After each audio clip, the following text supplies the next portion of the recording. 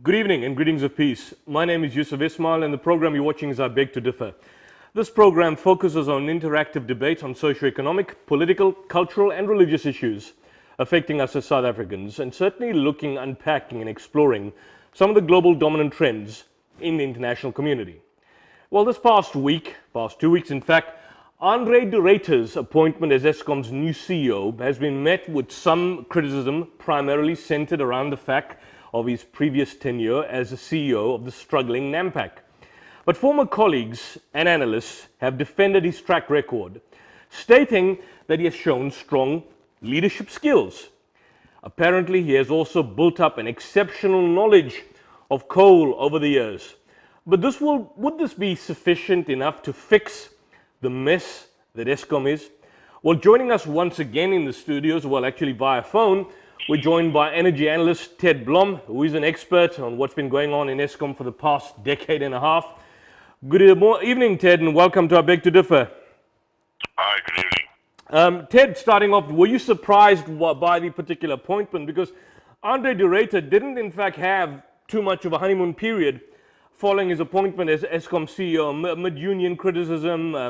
The utility bond yields were taking a hit in the wake of the particular news. Tell us what's going on.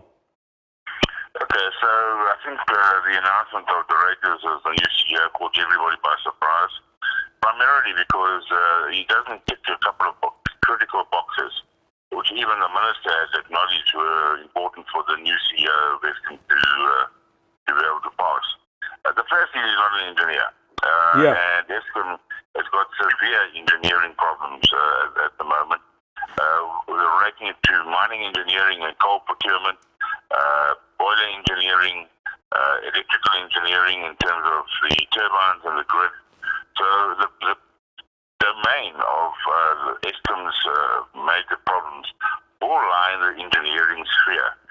And I guess that appointing anybody who doesn't have a full appreciation of that is really looking for trouble. We can't afford to have another director of the company, as the past directors who were appointed in January 2018, spending a year and a half learning about what is required to fix up Eskom. Eskom is in such a dire state that it needs immediate action. And I'm not quite sure and convinced that this candidate passes the muster. Sure, and I mean, certainly the criticism is indeed well-founded, but I'm just playing the devil's advocate. Chris Yellen, for example, he's of the view, I mean, he's got the kind of similar knowledge to yours, but he was of the view that he's well-suited to Eskom, given the fact that, the de Ruyter's biggest achievements was, in fact, restoring the loss-making Sasol olefins in Germany to profitability. Apparently, in the 2000s, Sasol wanted to sell the unit, and he was, in fact, seconded to the business. He managed to turn it around. What people are now saying, and what Chris Yellen basically seems to be suggesting, is that de Ruyter knows, in fact, about coal. When he left Sasol, he was running at about approximately 90% of the Sasol business. The only thing he didn't control was same fuels in Secunda, but every other part of the business, apparently, that he ran required coal. And the argument that is being presented, that the fact that he has this kind of knowledge and information may be somehow the other sufficient in indicating that he may possibly be the worthy candidate of turning Eskom around. What's your view on that? Well, firstly, I don't want to comment about on Chris Yellen and Yusuf. I need to say that Yellen has never worked at Eskom, so anything that he comments about Eskom is conjecture rather than from experience. All right. So that's the first fact. The second fact is, de Ruyter is a lawyer. He's done lots of legal agreements for Sasol, and of course that would entail coal. But that doesn't make him a metallurgical engineer or metallurgist. The fact of the matter is, he has had zero hands-on running of boilers and turbines, and what you seem to have eliminated from his career CV is his role in Lake Charles, the project in America that's busy sinking Sasol, and led to the resignation or the forced resignation of the two CEOs. This guy was very much involved with Lake Charles. On top of that, give the guy a fair chance, but I really am surprised by his appointment. especially his performance or lack of thereof at NAMPAC, where the share price has tumbled 75% in the 5 years that he's been at the helm. One point which I took note of, I think in the interview that you did for 702 this past week, I think on Thursday, is the fact that, although the presidency and certainly government, and even if you look at individuals like Praveen Gordhan, they seem to be putting forth the idea that this man is essentially going to come in and fix Eskom or save Eskom, or in a manner of speaking, restore it to its former glory. But the interesting point that you made is that his primary role as a new CEO, according to you, will obviously have to be to, in fact, unbundle and restructure Eskom, making sure that it's sustainable or equipped in somehow or the other for the near future. So his main objective there in that particular position is not to in any way turn around the operational structure or management. I mean, clearly he has absolutely no knowledge as an engineer, but just simply to take forth this whole notion, which Cyril Ramaphosa pointed out in his first State of the Union address in January, unbundling the whole issue of Eskom. Would that be correct? Well, you see, I mean, that's what dawned upon me after I contemplated why they chose this guy. They chose this guy because he obviously has agreed to focus on pushing the boxes around in terms of restructuring the company into four entities. So his appointment is probably the first of four CEOs at Eskom and the government need to appoint into the various subsidiaries and holding co. And if that's indeed the case, then South African public has been sold a pup for the last 18 years, insofar as we've been told that the appointments primarily are geared towards finding a remedy or recipe to fix up Eskom. And indeed, if the director's role is not to fix up Eskom, but to rather execute government's mandate in terms of unbundling, which anyway I think is a waste of time, but it won't happen. The bottom line is that the South African people have been led apart by the government, because all the time we've been told, and we know, Eskom is broken. Eskom is very, very broken. And for them to ignore that fact in making an appointment, with all the fanfare that's taken with it, is just a joke. How will unbundling help? I mean, we hear this all the time, this kind of constant refrain. He backtracked after the, I believe, criticism from the unions in his second State of the Nation address. But how really would unbundling assist Eskom, if at all, in any given instance? Well, I've got Eskom experience. In fact, I've got Eskom experience on the generation side and on the financial side, where I was a manager at Eskom. The bottom line is that all that unbundling helps to do is to sort of de-scramble the Eskom egg. Eskom's got a number of divisions: generation, transmission, distribution, which actually doesn't belong at Eskom because it's a municipal type of function. And then it's got finance, marketing, and HR. What they want to now do is duplicate HR and finance and whatever in each of the divisions. And Eskom has been run like that for 30 years or more, ever since I first dealt with Eskom. Because each, in the chart of accounts, where you allocate the codes for every SBU, that's clearly denunciated. And you can clearly see where the money is flowing, where it's not flowing, who's delivering bang for buck. Because all you need to do is have a look at the accounts at a chart of account level. You can say, these are the accounts that relate to generation. This is how much coal I procured. This is how much HR cost me. This is how much finance I've consumed. That's all. You don't have to physically, you're really going to be an nincompoop to think that you physically have to move the people into new buildings off-site to unscramble the egg. You do it financially within minutes.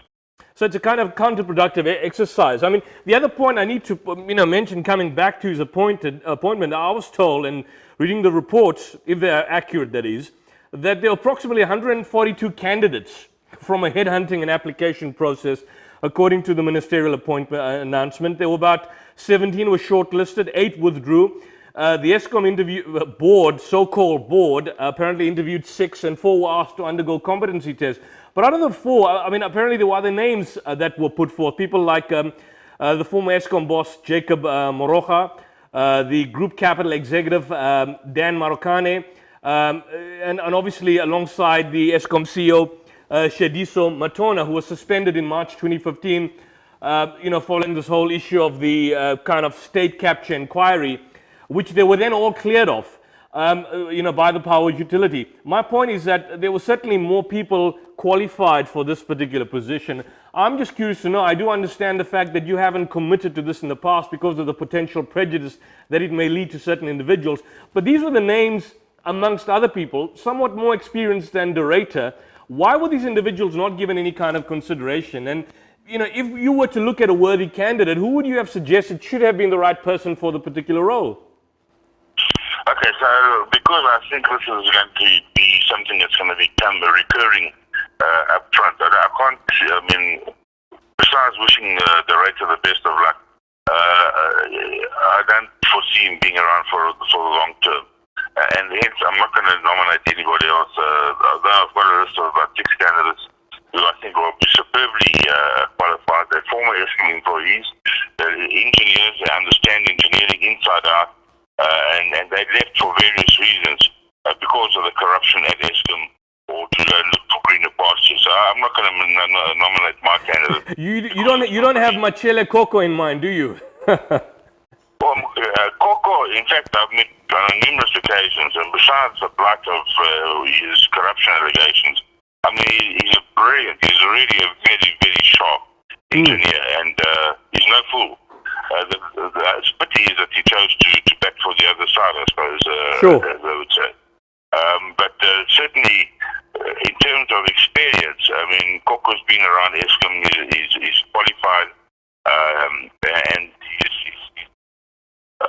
although ethically I've got major reservations, and he is not on my list of people that I'm thinking of, but certainly in terms of capability, he must rank amongst the top 10 of candidates for such a position.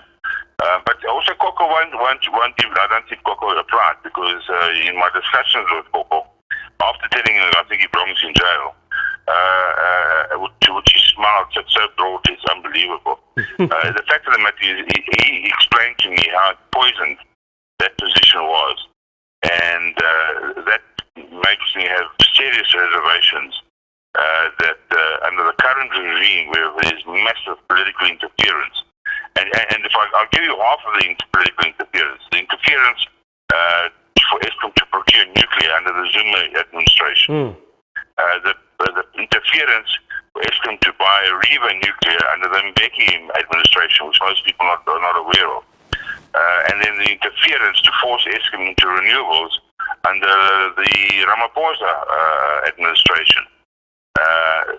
The interference is just unbelievable, and that's why I say Eskom is sick and it'll die. I would have thought, and that's quite dire for us, but I would have thought certainly, you speak, and I've heard you in the past and even recently, the fact that there is this ongoing, one would have thought during the Zuma regime, certainly political interference, state capture, corruption, and so on. But the indication you seem to be getting is that as it stands, particularly at this juncture, you've got an entity that is still sick, fundamentally rotten to the core, and the political interference seems to be ongoing, apparently, not in any way receding. I had a discussion with Mtandi from the Wits Business School, who's an economist there.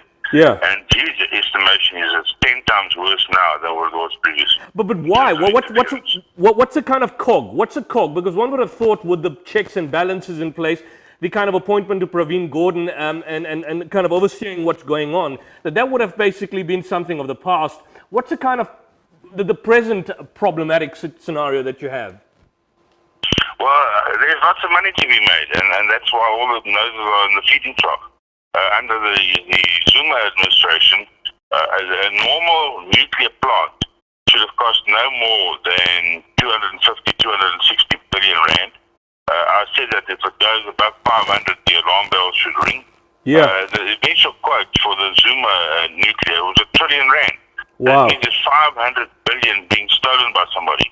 Sure. And the same type of thing is now happening right in front of our very eyes, and we're too stupid to realize it with the renewables. Does the president, does Minister Gordhan know about these issues? Or is this something that is basically being swept under the carpet and being aware by a select few individuals? Let me be blunt. The president and his brothers-in-law are heavily invested in renewables. And that's why Eskom's target for renewables, or the renewables under the IRP, has been pushed up from the current 6 gigawatts to 20 gigawatts. because of the increasing and amplifying costs? Well, they're using the problem coal shortage as the reason for renewable swing and all the green arguments and so on. It's all a bunch of nonsense because renewable energy in South Africa at this stage is not dispatchable. In other words, I can't book it for 6 o'clock tomorrow morning. If I want renewable energy, how do I get sunlight at 6 o'clock in the morning? How do I guarantee the wind at 6 o'clock in the morning? You can't. Renewables are unplanned and not dispatchable. You can't run an industrial economy where you need certainty in terms of people going to work and going to mine and switching on smelters. You need to know that there's going to be power. You can't run in it. I mean, if you run this economy only in renewables, you'll have load shedding at least 5 times a day. You sure? Ted, just hold that thought. People don't seem to want to understand. Yeah. Sorry. Ted, just hold the thought. We have to go for a quick commercial ad break, and we'll be back shortly.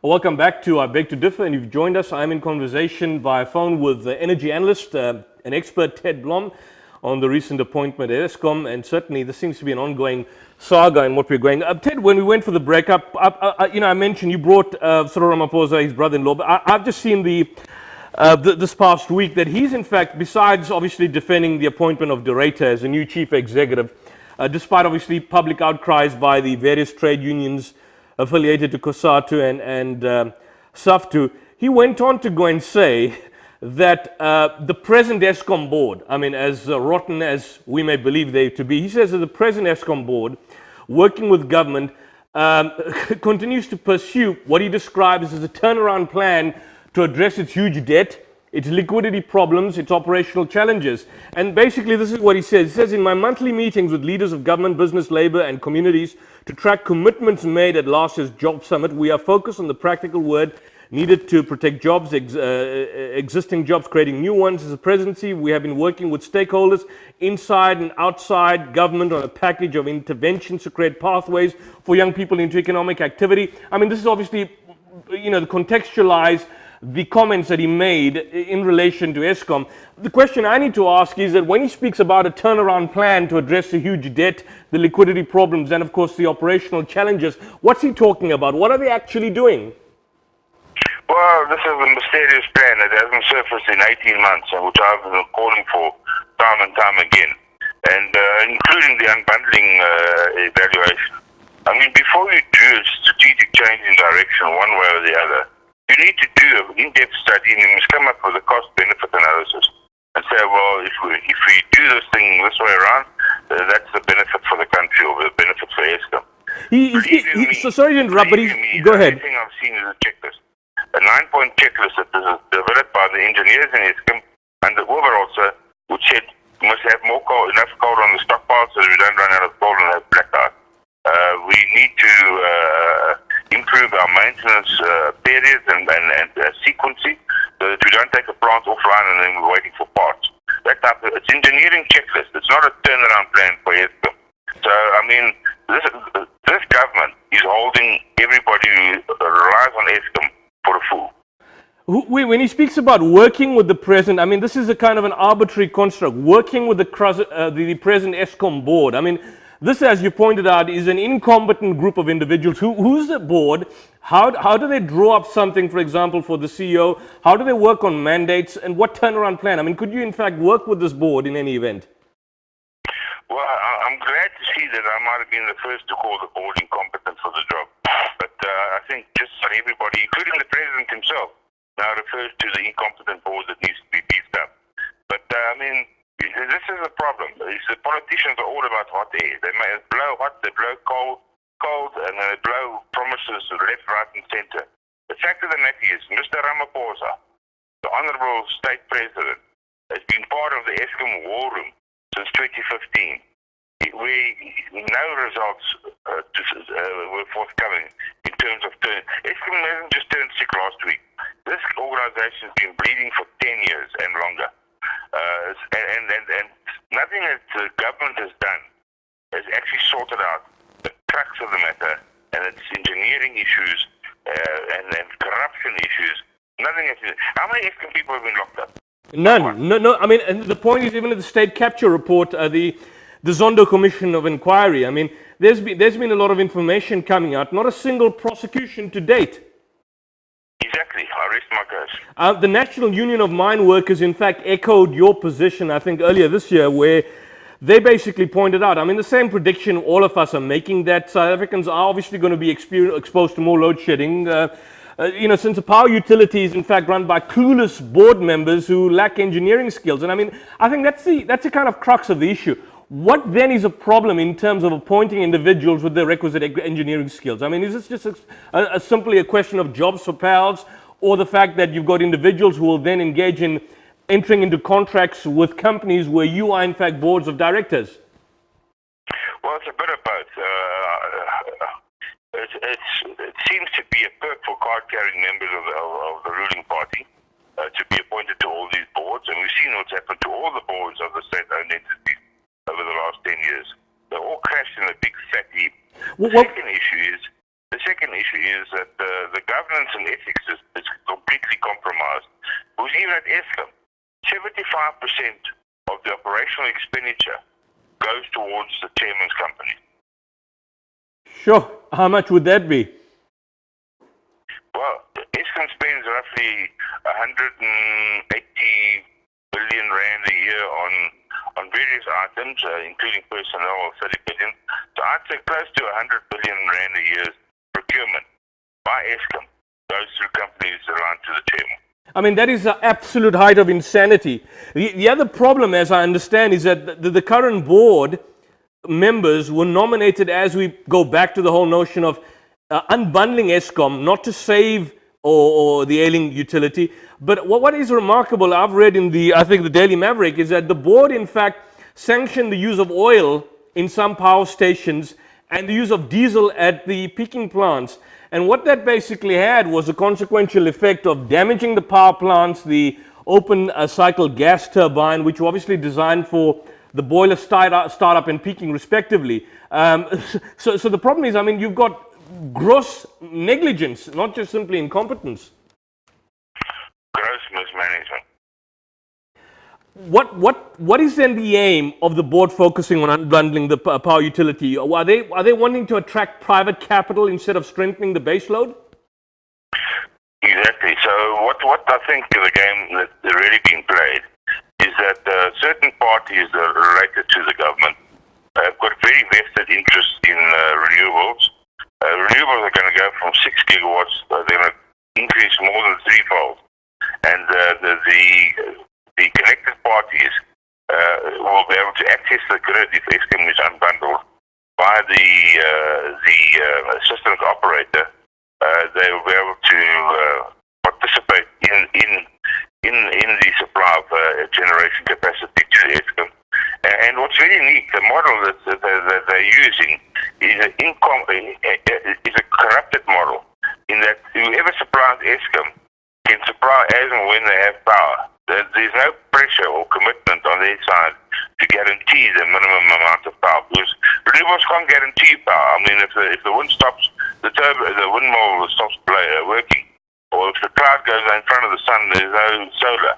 So but Eskom and the systems operator will be forced right now to buy that power and guarantee revenue to the new entrants into the market, to which the president and his brothers-in-law are very 100% aligned to.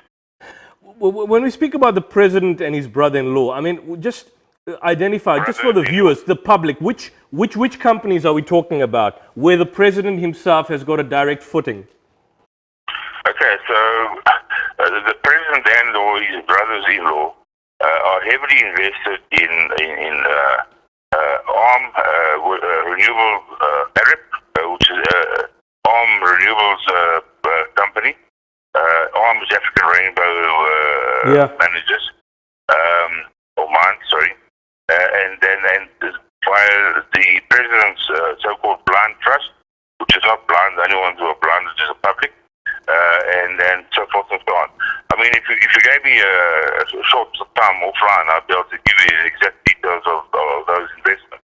But the fact of the matter is that those very contracts that are currently forced into Eskom generate less than 5% of the total Eskom available power at 25% of the cost to Eskom. Would the argument not be made that these contracts were in place prior to his appointment as presidency? I mean, obviously we're dealing with, as I understand, Patrice Motsepe. But some would argue that the president himself, I mean, it's that this relationship that in fact exists is in fact purely incidental. This was something that was prior to his tenure and appointment as president of this country, and so one could not basically see as a kind of a direct conflict of interest, in particular that he doesn't have a direct specific role in that, but may possibly have been behind the scenes of some sort. Well, what's your response to that? Ignoring the fact that the president has been deputy president and working around the corridors of power for at least 5 years or longer. I think that's basically, yeah, sure, and I think that's a charade that's been presented by the ANC that somehow the other Ramaphosa was in business, but he was always, I don't think he left the political spectrum. He simply used his position within the political sphere to amass this increased amount of wealth. And the situation that you see, I mean, I see some of the mining companies that are being paid are, in many instances, and I made the point before, more than what was paid to groups of companies that were related to the Gupta-linked companies like, I think, Optimum and all these other companies. More monies are being spent now at this particular juncture than was during the Zuma regime. No, absolutely. There was an article in the Mail and Guardian, which in fact they ran twice, because it didn't evoke enough response the first time around. But there are now 7 companies that are earning more than 3 times the long-term coal price. And a number of those companies are related to the president and his business cohorts. That's a fact. It's public knowledge. Whether the players want you to know about it or not, it's a public fact. But the bottom line is, I don't care how much money the president's making or not making, and his business cohorts. That all doesn't bother me because I'm a free market here. Bottom line is, when it costs me as the consumer and the laborers in terms of job losses, 3 million job losses because of the escalating price of electricity beyond reason for Eskom over the last 10 years, and billions of rands in corruption, which we are paying for through our noses. That's what worries me. I don't care whether somebody's done the fair trade and made $1 million here or made $1 billion there. That doesn't bother me. What bothers me is the ethics of doing business in South Africa. That's clearly problematic. Just on another point, I do understand, I want to take you outside your ambit or terrain, but we were supposed to get the spokesman for the State Security Agency to speak to us today. Unfortunately, at the last minute, he backed out. Any comments and contributions you have to make in respect of the recent arrest of the former minister? I don't comment on political issues. Sorry. Well, I mean, unfortunately, nothing seems to be happening with regards to Eskom, and so that's the difficulty that we have at this particular juncture. Sure, but I mean, I try to focus just on Eskom and its issues. Otherwise, I'll just dilute my efforts. Sorry. Well, thank you for that. Ted, we thank you for your time. We hope to have you again in the near future, and you take care. Likewise. Thank you very much. Bye. Pleasure. Well, we have to go for a quick ad break, and when we're back, we'll continue the discussion on something else.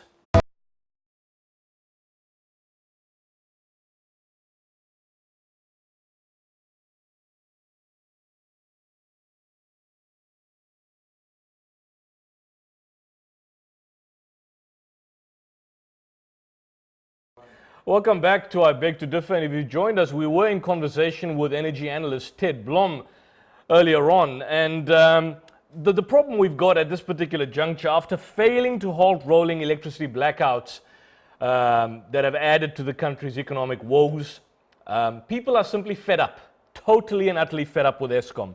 Eskom suffered another blow just a few weeks back on a Friday when on the 10th of January, the state-owned enterprise lost its chairperson of the past 2 years, Jabu Mabuza. He was apparently involved in the taxi industry. He resigned 2 weeks into the renewed electricity rationing that was being imposed by Eskom.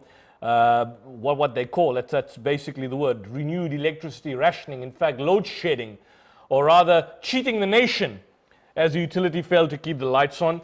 And this is also a few days after the Deputy President, David Mabuza, who in the past I have accused of being involved and having a role in the death of James Nkambule in 2010. Mabuza, in fact, accused the utility. He's no relation to Jabu Mabuza, but he accused the failing utility of misleading the president and the country after Eskom said that there would be no load shedding until the 13th of January. And what's been happening since? I mean, the first week come the first new year, and immediately people are suffering. I mean, in the South Coast area, you've had situations of individuals having no lights for 4 or 5 hours at a time.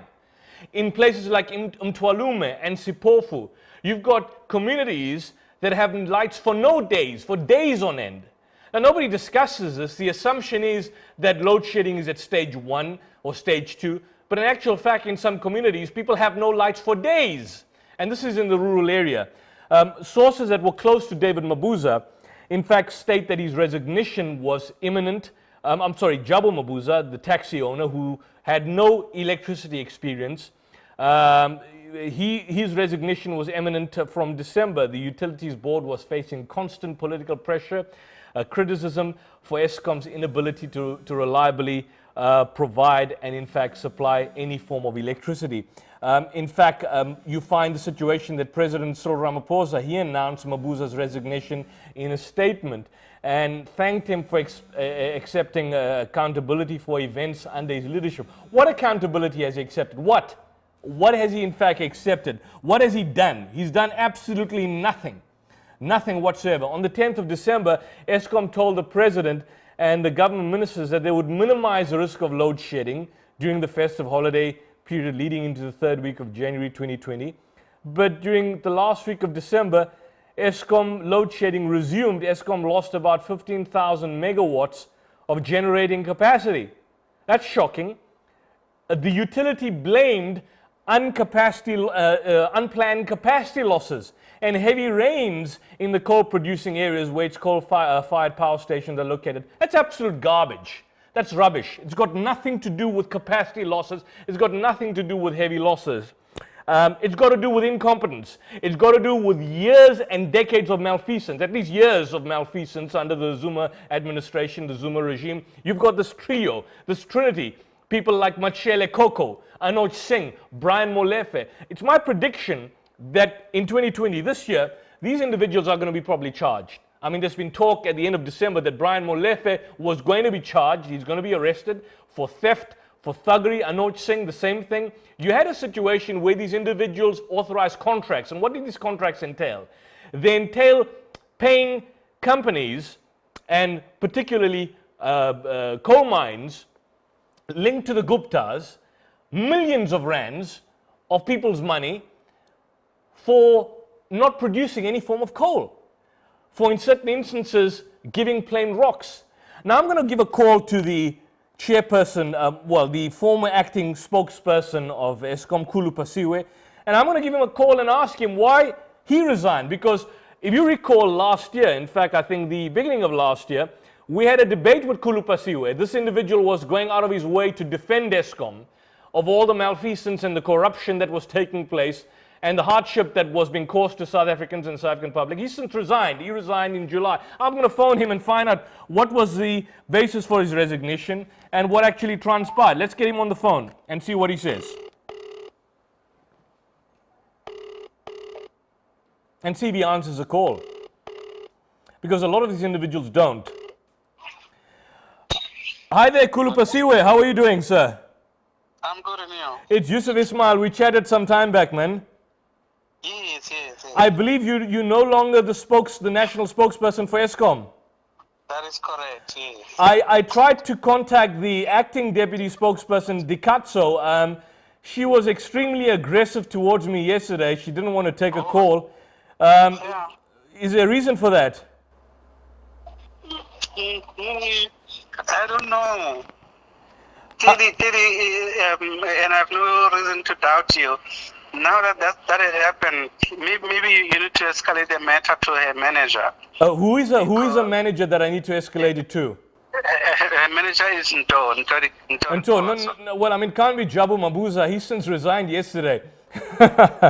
Yes. Jabu has since resigned, and yeah, we'll see I'm just curious to note, Kulu, and this is just as off the side, Rego, was there a reason for your resignation, or were you just simply fed up with what was going on there? No, for me, it was really just to spend more time with my family, because during the 5-year period when I was there, I was always away and busy with all the issues that they had to deal with the company. So I just needed a bit of me time with my family. Yeah. And I'm just to get my senses together. It was just too hectic every day. No, I see that. That's good. But the thing is that, when we last chatted, that interview we had with you, I mean, it went pretty much viral. We had lots of comments and lots of people within the ANC that came and started attacking us with an interview and so on. But I mean, was there any blowback from your side? I mean, there were a number of issues back then. I mean, you challenged, we raised the issue with you of announcing Machele Koko. You're not dissatisfied in any way with Eskom, because we would like to have you on our show at some point in the future, personally, coming to our studios. Well, no, at this stage, no, I don't have any particular issues. I'm just observing things from the sidelines, just like everyone else. Who do we speak to? I mean, if we want to get to the present acting head, I mean, it's like nobody wants to speak to us. So what I'll do is I'll give you her boss's number. Yes. And then hopefully her boss will speak to her so that they can resolve this matter. Okay. So Nto is the person, and then what I can do is, if you don't have a pen now, I can give you her number. Alternatively, I can send it via WhatsApp. I think send it to me via WhatsApp. The more important thing, are you able to give me Brian Molefe and Machele Koko's personal numbers? Yes, I'll send all 3 numbers to you. If you can send me all 3 numbers, Brian Molefe, Machele Koko, and I don't know if you're in contact with Anoj Singh, but we'd like to have him as well, and then possibly we could engage with him sometime. Okay, I'll send all the numbers to you then. Okay, and I think you did. I think Kulu, you did as a national spokesperson for Eskom. I think you did the right thing for leaving this entity and spending more time with your family. No, very true, man. In fact, remember Pagamani himself, when he left, he did say that the whole thing that is happening there had taken a toll on his health and things like that. So it is quite a very high-pitched kind of environment, yes, or high-paced environment. So clearly, yeah, from time to time it takes a toll on you. It does take a toll. I mean, it's taking a toll on the nation. So certainly people like you, it should be taking the toll on you as well. Yeah, no, sure. Thank you so much. So yeah, no, at this stage, I'm just watching from the sidelines. I see. Well, we're also watching from the sidelines, but we want to interrogate. But thanks, Kulu. We'll keep in touch again. Welcome. Sure. I'll wait for those numbers, and we'd like to have Machele Koko on the show, as well as Anoj Singh and Brian Molefe. Okay, sure. Thank you. Thank you. All right. All right, thanks. Well, that was a call to Kulu Pasiwe. Now, he was the national spokesperson for Eskom, and as you can see, he's fed up, totally fed up with what happened. I mean, these people are leaving like flies. If you recall, about approximately a year and a half back, I think probably August 2018, we were in conversation with the spokesperson for the National Security Agency. I think probably the 3rd or 4th show. I can't recall his name, but we tried to make contact with him sometime in the latter part of last year. He's also left the National Security Agency because of the constant refrain that these entities are totally destroying the lives of these individuals who are appointed as spokesperson. And as you can see, Kulu Pasiwe was haplessly defending Eskom earlier on during the early part of 2019. He's now left. I do have the phone number for the present acting spokesperson of Eskom. Her name is, I think, Dikatso. If I can get a name. Let me get a name. So we can tell you. And this person, these people need to be called out generally, because what normally happens is that they make all forms of excuses for not speaking to us. And if the public are being impacted by their actions, then certainly they need to provide some solutions. So I'm going to call her. Her name is Dikatso Motae. She is the acting spokesperson. I tried to speak to her yesterday when I tried to arrange a discussion with her. She was very rude to me, put off the phone, and claimed to have been busy seeing Cyril Ramaphosa at the address that he was making in Kimberley at the National Party Conference in Kimberley. This is a party conference where you will see all forms of vices taking place. People are involved in debauchery of the worst kind, 50 million rands has been spent at the ANC National Conference. And the people in Kimberley are in fact shocked and appalled by the party and the bash that is being held by the ANC, where you've got booze 24/7, you've got prostitution rampant, like it was at Ep21 in 2017 in Zimbabwe, where some of these ministers were obviously serviced. We're going to get in touch with the deputy spokesperson for Eskom now, Dikatso, and see if she's going to speak to us now. And let's just see what she says. Let's see if she'll take our call.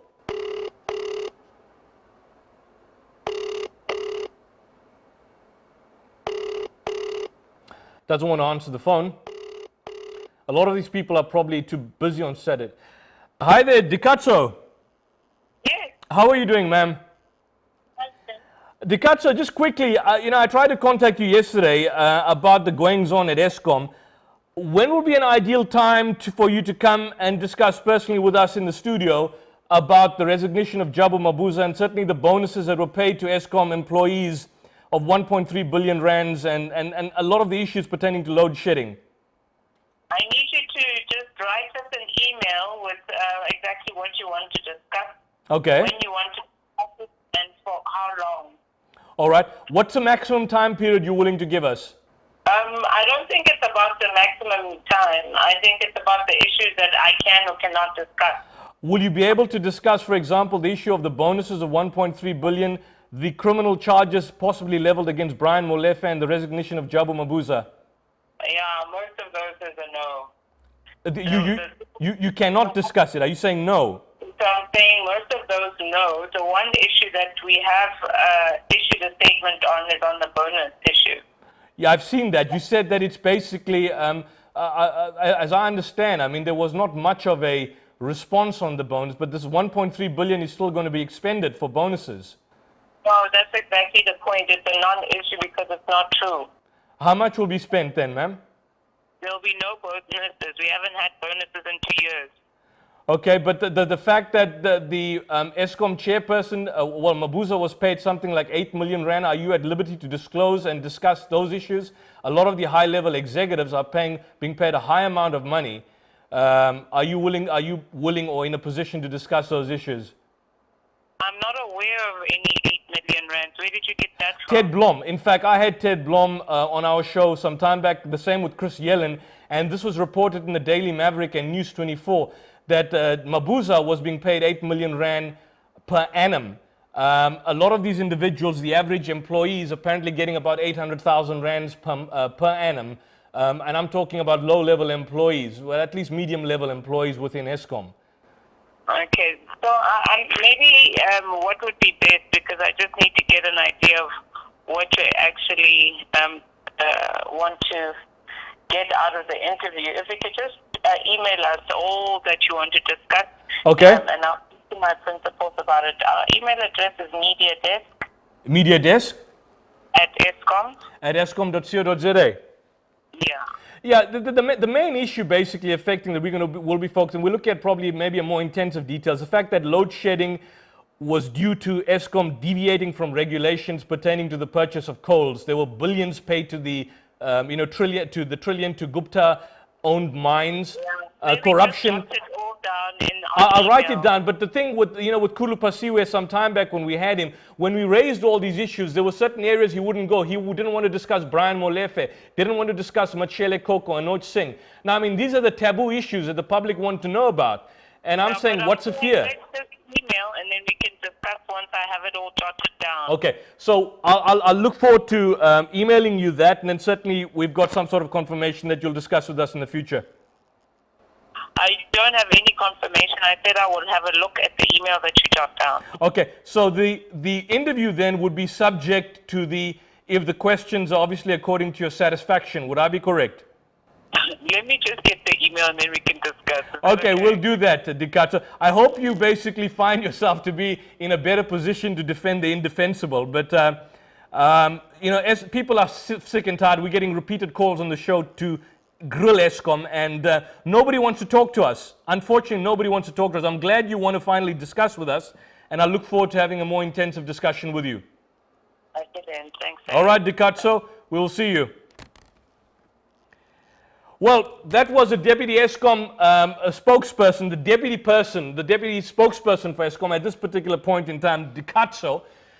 You've heard her. Kulupasiwe stated he's no longer, he's resigned. How long is this woman going to stay in ESCOM until she resigns and then decides not to? But the problem, can you see, is a lot of these government officials and spokespersons are really puppets. You heard what she said. She's willing to discuss based on the questions that I see. So I asked her about the resignation of Jabu Mabuza. What was her response? No. Brian Molefe? No. Machele Koko? No. The only thing they'd be probably willing to discuss is purportedly the so-called allegation of bonuses of 1.3 billion rand paid to ESCOM, or the issue of load shedding, where they in fact blame the rain and the rainy weather, as opposed to blaming themselves, blaming the fact that ESCOM deviated from the purchase of coal, blaming the fact that the current load shedding, as Ted Blom pointed out, as Chris Yellen pointed out, reaching stage 6, is due to corruption relating to the procurement of coal. That's a main issue. The problem we've got is that this is going to continue. This is going to continue for the foreseeable future. Probably 5 years, maybe 6 years. Maybe we'll have a total blackout. What's going to happen then? Who's going to be held accountable? What about the billions that have left this country and have gone overseas? When are we going to get that back? You're going to charge Brian Molefe, you're going to charge Anoj Singh, charge a lot of these scumbags. They end up going to jail. What happens to people's money? What happens to the fact that the average customer of ESCOM in South Africa is paying 3,000 to 4,000 rands a month for electricity consumption? I'm paying 3,000 rands a month for electricity consumption. For what? And on what basis are these calculations in fact even done? So don't go away. We're going to go back. We're going to go for a quick ad break, and when we're back, we're going to wrap up the discussion.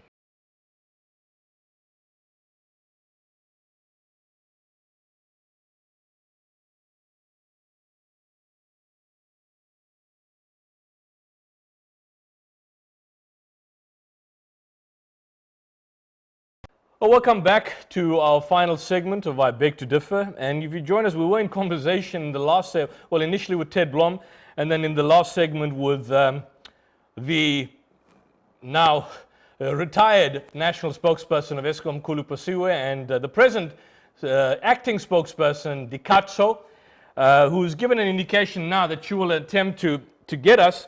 I want to deal with another individual before we wrap up the show, because we're just so frustrated, and I'm frustrated, and I know you as a public viewer are frustrated. Brian Molefe, the chief snake in the cog, you might recall, was the laughing stock of South Africa when he claimed he was at a shebeen in Saxonwold, shebeen drinking at Saxonwold, after reports indicated that he had been in the vicinity of the Gupta family compound regularly. And later Molefe, in the infamous 2016 interview at a conference on ESCOM's financial reports, he burst into tears on television, when the talk turned to the state capture report compiled by former public protector Thuli Madonsela.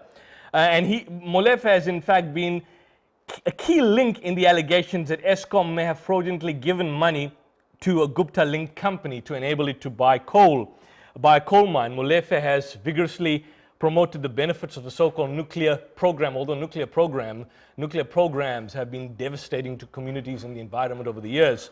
Many believe that in fact would bankrupt the country until its beneficiaries obviously reap the benefit of tapping into state contracts. And recently, obviously, Molefe's details of state capture of Transnet have fleshed out into the Zondo Commission and so on.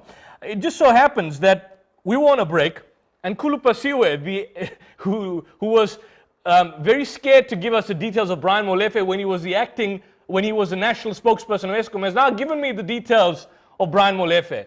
I'm going to phone Brian Molefe, and let's just see what he says. Let's see if he takes our call, and let's see what he says in terms of any form of communication. He may take it, he may not.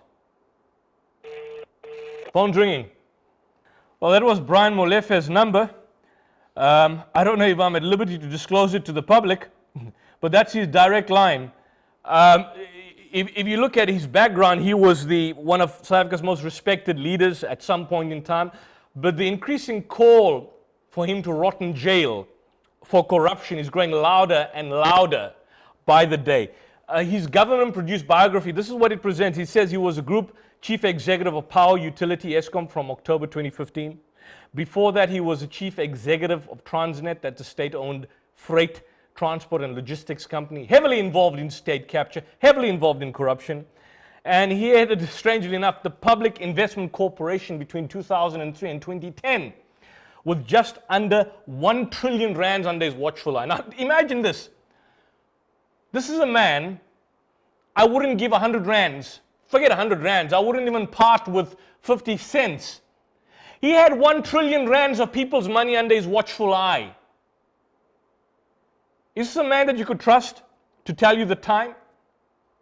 He had an apparent acumen from the Glasgow Caledonian University, I never heard of it, that apparently awarded him a doctorate in engineering in 2015. I don't know, I must just find this out from Ted Blom, because the indication I got from Ted Blom was that apparently the only individual that had some degree of engineering was Machele Koko. Molefe paints himself as a picture of a professional committed to the economic development of the country. And obviously the details of how Brian Molefe played a central role in state capture has been unfolding again and again in the Zondo Commission. At Transnet, for example, he facilitated with McKinsey, bagged 8 contracts over a period of 2 years, a 2-year period under Molefe as CEO. They were worth something like 2.1 billion rands. I mean, what is this man about? There were some amendments made to the scope of the tender to ensure continuity. And he, in fact, has been described, this man, Brian Molefe, the one man, described as the architect of state capture. And so, not surprisingly, lots of outlets, Corruption Watch, the business community members have reacted with a certain degree of anger, demanding jail time for a man that has inflicted real damage in the South African community. Let's try him again. I'm going to try his phone again and see if this man answers the phone and see what he says. Let's just see if he answers it. Maybe the coward may answer it. We never know.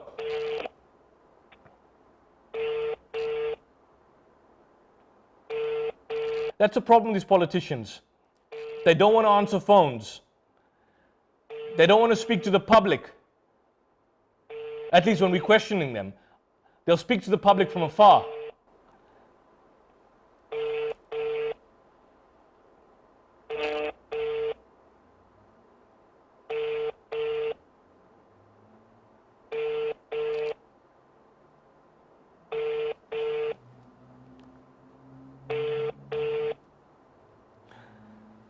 And certainly a man who may end up in jail, hopefully in 2020, is not someone that would want to willingly speak to the public. We're not SABC and we're not ENCA. Here on I Beg to Differ, we will grill you. We will interrogate you. We will break down your false ideology. Subscribers not available. Well, just our bad luck. But in reality, the problem that we've got here is that the people are fed up with what's going on in this country. Almost every single governmental department is messed up, is infested with corruption. You've got illiterates that are sitting at the head of the Department of Education. Angie Mocheke, a woman that cannot even count numbers. She's basically the individual that is presiding over education in this country, which just goes to show how in shambles our education is in the country. You can look at state-owned utilities. You look at the public healthcare industry. Every single aspect is in a total and utter mess. The crime's out of proportion. And I think people are fed up. And that's what we basically do on the show, and I Beg to Differ. We differ with people respectfully, but at the same time, we get you to the bottom of the story, unpack issues, and ensure that we hold our leaders and public policy makers accountable. And join us next time on I Beg to Differ for more interactive debate. Till then, this is Yusuf Ismail, over and out. Greetings of peace, and if you're traveling, have a safe journey.